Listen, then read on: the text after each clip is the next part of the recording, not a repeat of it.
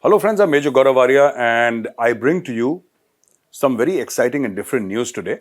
Now, the president of Belarus, and this gentleman's name is Alexander Lukashenko. Alexander Lukashenko says, and I think this is addressed to all the nearby countries, and he's made a very startling claim, and he made this claim on Russian television live. And he said that, join the Belarus and Russian bloc. This he's telling to the countries, because the world is sharply divided as far as the Russia-Ukraine war is concerned. So join our bloc, and for everybody there will be nuclear weapons. And then he said, this is my personal opinion, which I don't think is. What has possibly happened is that this gentleman has had a word with Putin, and on Putin's guarantees, he's telling everybody, and there are so many stans, Kyrgyzstan, Kazakhstan, Tajikistan, Uzbekistan, all these Central Asian countries, and so many more. He's saying, join our bloc, say that you're firmly on Russia's side, and take nuclear weapons. Now, Russia has stockpiles of thousands of nuclear weapons. And it won't matter to Russia if Russia just gives away 5 or 10. It's like giving cookies, Russia can do that. Because the world is so sharply divided, Russia is already under sanctions, and Russia has the friendship of China and the neutrality of India. So that gives Russia leeway to do whatever it wants.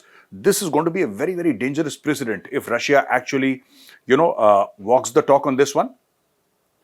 But if it does, it's going to put tremendous pressure on NATO, because suddenly you will have 5 or 7 nuclear weapon states in the world, and you don't know how they are going to react to certain provocations. But this is exactly what is happening. This gentleman, Lukashenko, has said, we will give you nuclear weapons. Now, in another development, what has happened is, we discussed how Russia hit Kiev, which is the capital of Ukraine, through drones. Now, the Ukrainians have hit back, and in the most posh districts of Russia, Ukrainian drones, suicide drones, are coming and slamming into buildings. And Russians are saying that they have not seen these images since World War II. And World War II ended in 1945. So, ladies and gentlemen, you can well understand how sensitive this is for Russia, because Russia started the war. On 23rd of February, Russia moved into Ukraine. And this is the first time that Moscow has been hit. So, this says that, he says, one politician called the dangerous attack on the capital since World War II, the most dangerous attack on the capital since World War II, while Kiev was also hit from the air for the third time in 24 hours. So, in this sort of attack, what has happened is that Ukraine has demonstrated the capability of hitting Russia where it really, really hurts and pinches. And that is the heart of Moscow, the seat of Russian power. In another news, Sri Lanka has been extended by India another $1 billion line of credit. India had already given assistance of around $4 billion.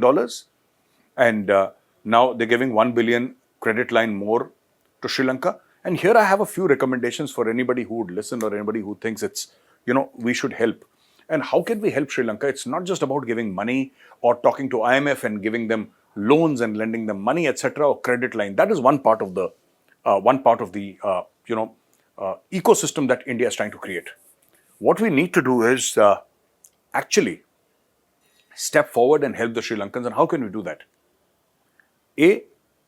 Both the countries play cricket. I think it's time that the government stepped in and told the BCCI that you need to have a complete series in Sri Lanka. That will generate a lot of revenue for the state, because both nations, India and Sri Lanka, are absolutely cricket mad, cricket crazy. They're absolutely cricket crazy. Both the nations, India and Sri Lanka both. Maybe you can have some sort of an Asia Cup there. That will help. What about Bollywood? What about the southern film industry? Or the film industry in the east? Or in Bengal? I mean, India makes more than 1,000 films a year. And Sri Lanka is a place that is wonderful, that is beautiful, that has such scenic and picturesque locations, where people will be more than happy to do film shooting, and maybe some sort of a deal could be worked out with the various film industries in India. The Hindi film industry, the Tamil, Telugu, Kerala, Kannada, Bengali, Marathi, and other film industries, the Punjabi film industry. And they could be told that, okay, you will get this sort of tax relief or these facilities. Why don't you just go and shoot in Sri Lanka? That will help Sri Lankans a lot in terms of sort of regenerating their economy.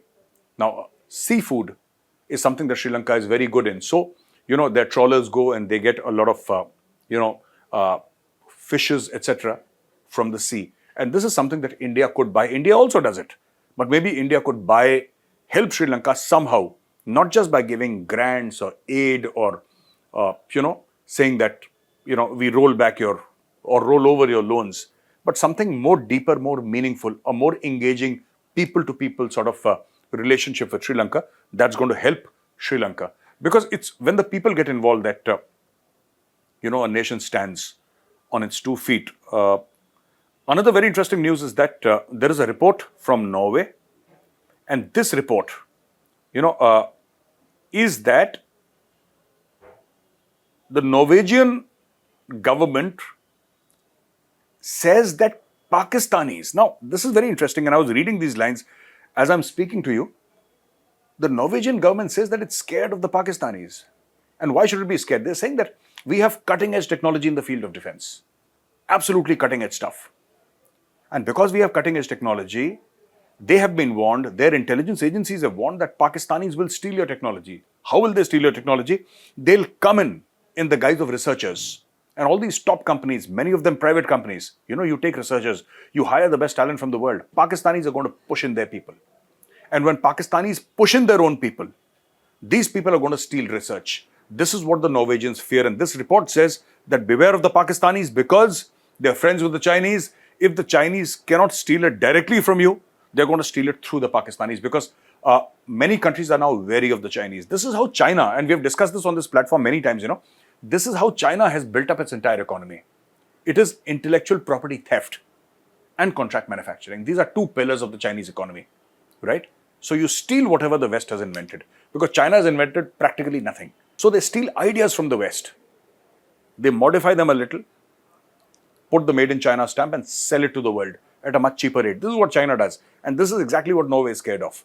Now, they've raised red flags regarding the Chinese. So obviously any Chinese origin scientist who comes or researcher who comes, they're going to be careful about it. They're going to be careful about it. What about Pakistanis? So this is a red flag which says that researchers of Pakistani origin or Pakistani citizenship are definite suspects and they could end up stealing your top-end cutting-edge research and sending it back to Pakistan. And when it goes back to Pakistan from Islamabad, it goes to Beijing. So ladies and gentlemen, this is all I have for you today. I'm going to come back tomorrow with another fresh news. Till then, take care of yourselves. Jai Hind.